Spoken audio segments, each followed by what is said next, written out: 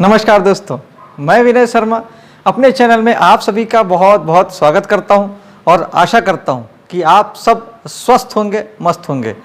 दोस्तों, कुंभ लग्न वालों के लिए और कुंभ राशि वालों के लिए अगस्त का महीना कैसा जाएगा, आइए ये जान लेते हैं।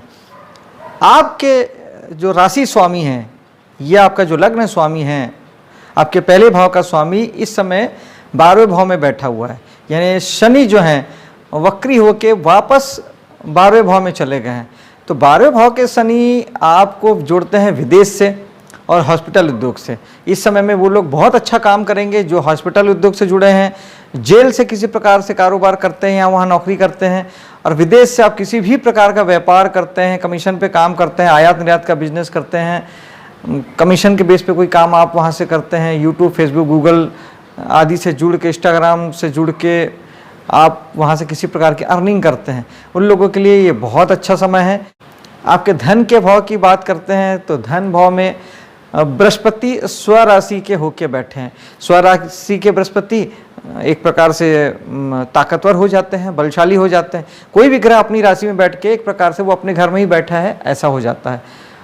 तो आपको धन बृहस्पति भरपूर देंगे क्योंकि बृहस्पति शुभ ग्रह है और फल को बढ़ाने में यकीन रखते हैं।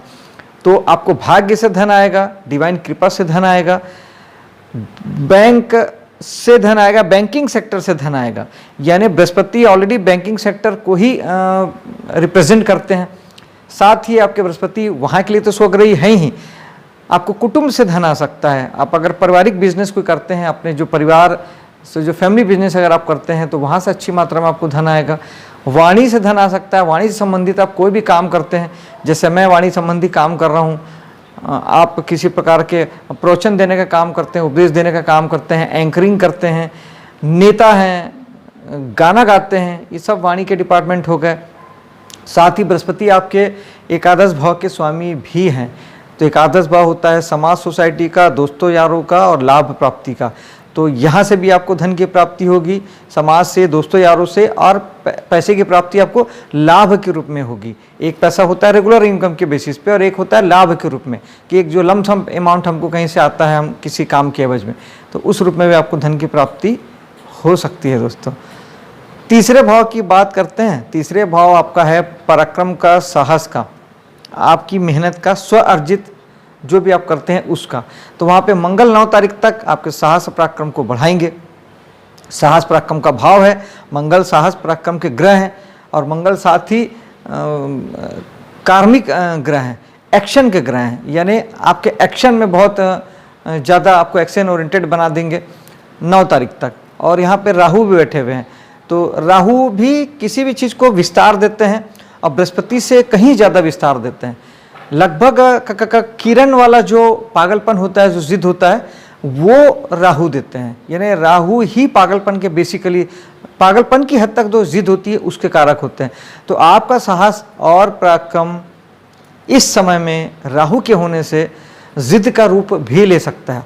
बस ज़रूरत इस बात की है कि आपका साहस, पराक्रम और एफर्ट आपके लिए शुभ दिशा में लगे, आप उसे अच्छी दिशा में लगाएं।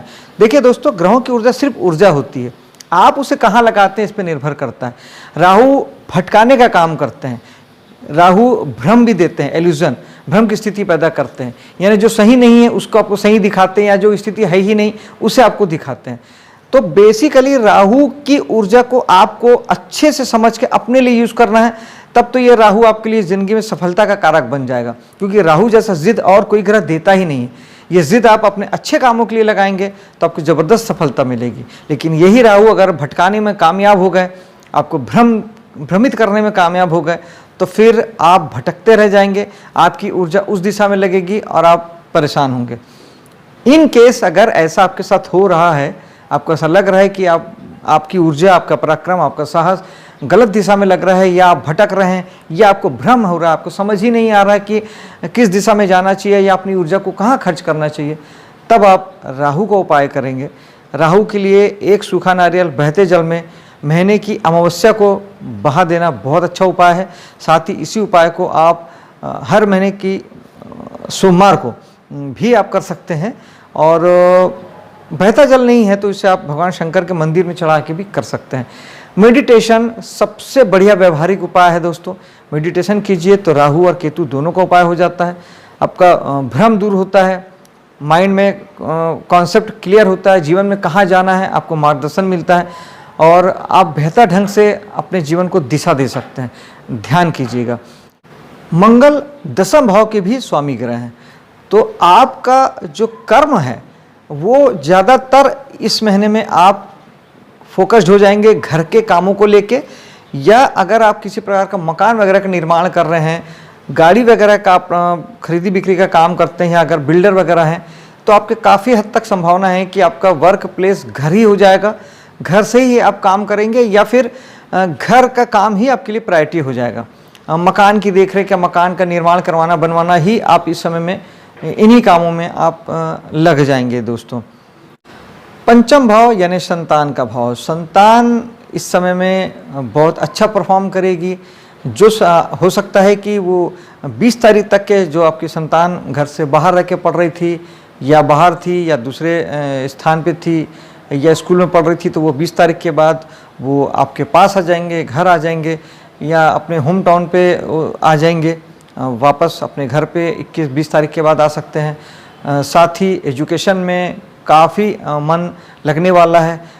जो बच्चे बाहर रह के पढ़ रहे थे वो हो सकता है कि वो अब घर पे रह के अपनी पढ़ाई को जारी रखना चाहें या घर पे रह के पढ़ाई अपनी जारी रखें, ऑनलाइन के माध्यम से वो अपनी पढ़ाई को पूरी करें।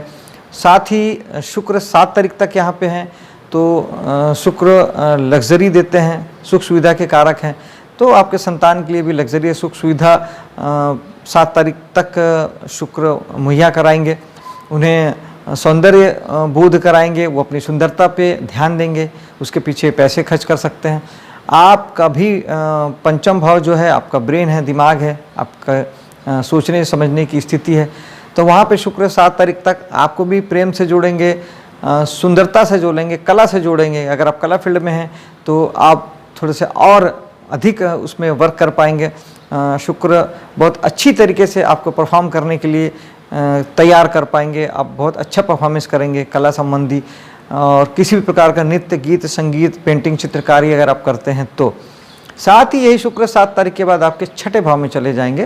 तो छठा भाव आपके सर्विस सेक्टर का होता है, नौकरी का होता है, आप जो कंसल्टेंसी देते हैं उसका होता है। आप अगर मैकेनिकल रूप से, तकनीकी रूप से किसी प्रकार की काम करके आप पैसा कमाते हैं, तो छठे भाव में आपके शुक्र सुख सुविधा जोड़ेंगे, आपके वर्क प्लेस पे आपको सुविधाएं मिलेगी। सूर्य 16 तारीख तक ऑलरेडी आपके छठे भाव में बैठे हुए हैं, तो आपके वर्क प्लेस पे अगर आप छठे भाव के काम करते हैं तो निश्चित ही मान सम्मान प्रसिद्धि वहाँ पे आपको मिलेगी, पद प्रतिष्ठा मिलेगी, आपको नई जिम्मेदारियाँ मिल सकती है और प्रशासन तंत्र आपके साथ मिलके अच्छा काम करेगा। आपके अधिकारी, उच्च अधिकारी आपके साथ मिलके बढ़िया काम करेंगे। लेकिन अगर आप छठे भाव के काम नहीं करते हैं तो फिर यही सूर्य आपको थोड़ा सा शासन तंत्र के साथ, उच्च अधिकारियों के साथ आपकी थोड़ी सी अनबन हो सकती है या आपके साथ पटरी ना खाए, ऐसा भी हो सकता है। तो उसके लिए आप थोड़ा सा ध्यान रखेंगे।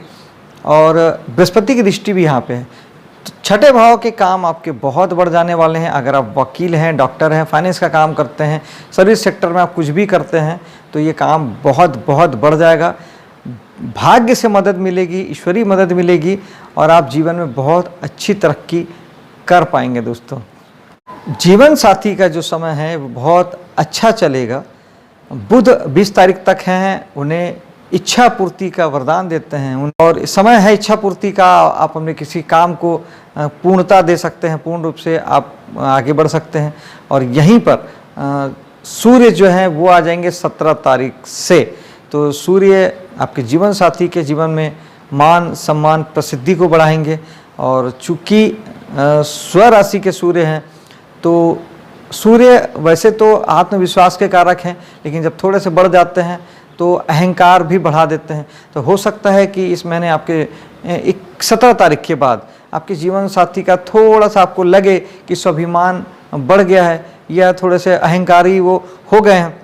चिंता की कोई बात नहीं है, ये कुछ दिन की बात है। और सूर्य हैं तो मान सम्मान प्रसिद्धि देंगे, पद प्रतिष्ठा में इजाफा करेंगे और आपका जीवन साथी अच्छा वक्त देख पाएंगे इस समय में दोस्तों।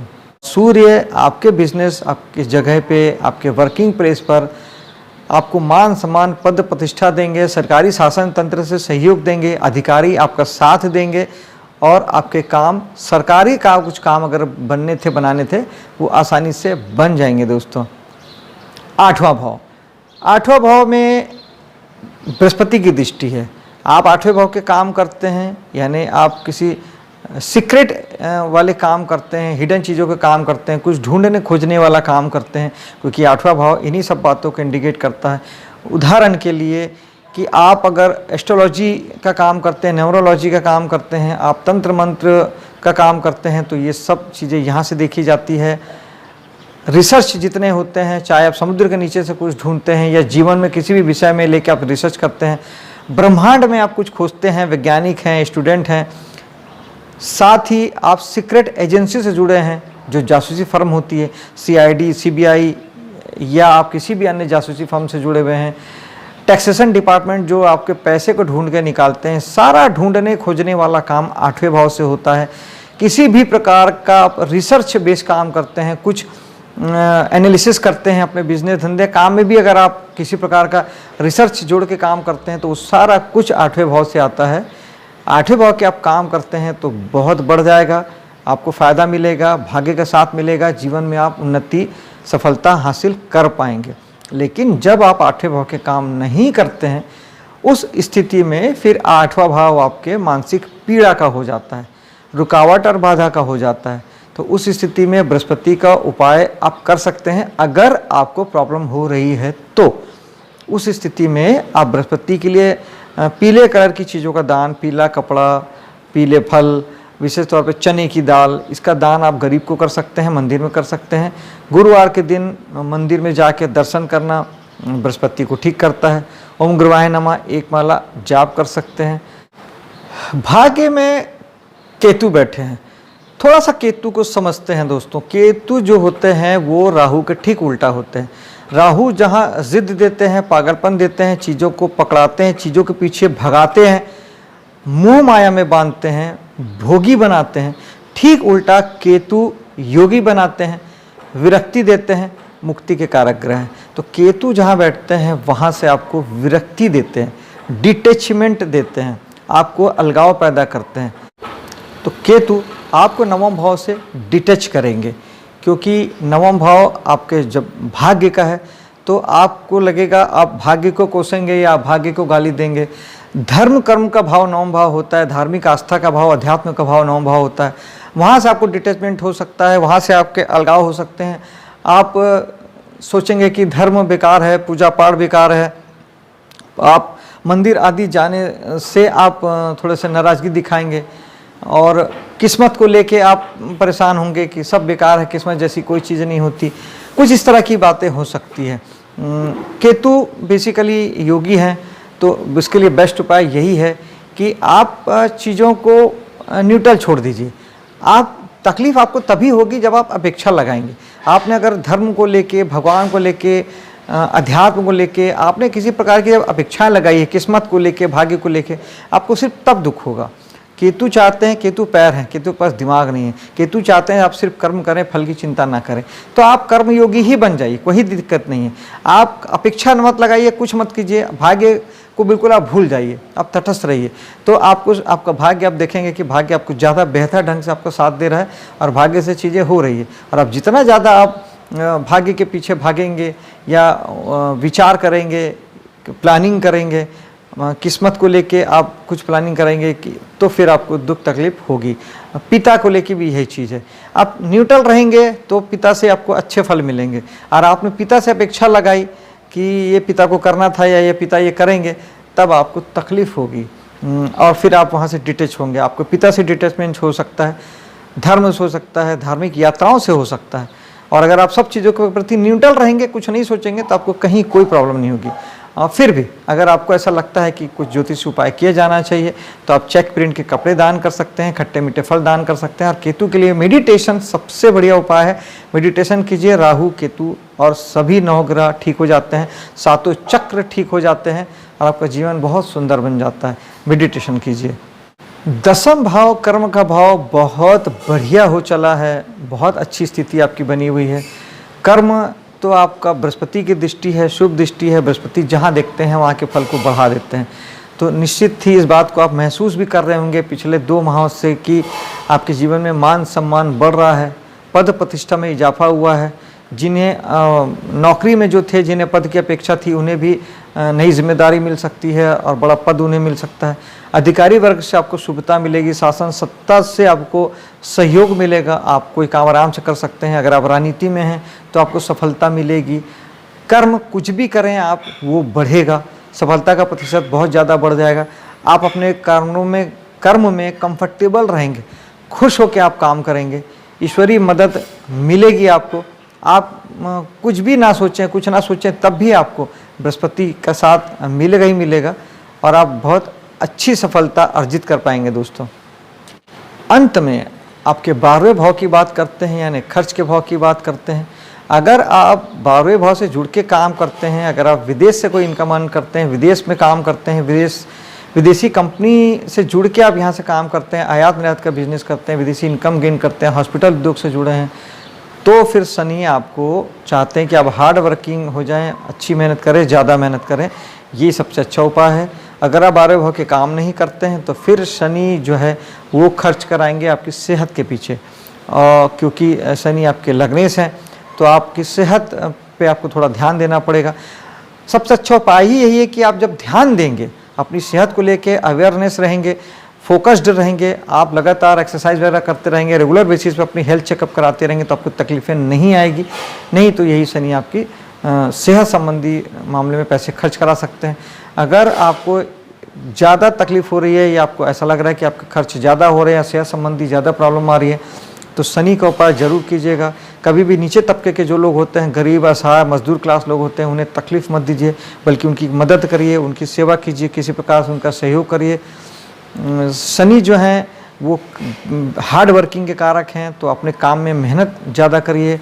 साथ ही दान सबसे अच्छा होता है ग्रहों के लिए, तो सरसों तेल का दान या तिल तेल का दान आप शनिवार के दिन शनि मंदिर में जाके भगवान शनि के ऊपर आप उससे चढ़ाइए, तो इससे बहुत अच्छा रिजल्ट आता है। शनि बिल्कुल भी तकलीफ़ नहीं देते और आप बहुत हद तक आप मतलब कंफर्टेबल हो जाते हैं और आपका जीवन आरामदायक, सुखदायक हो जाता है। दोस्तों, आपका ये महीना शुभ हो, सफल हो, इसी कामना के साथ अब मैं आपसे विदा लेता हूँ। मेरे वीडियो को लाइक शेयर कीजिएगा, मेरे चैनल को सब्सक्राइब कीजिएगा। मिलता हूँ अगले वीडियो पे। जय हिंद।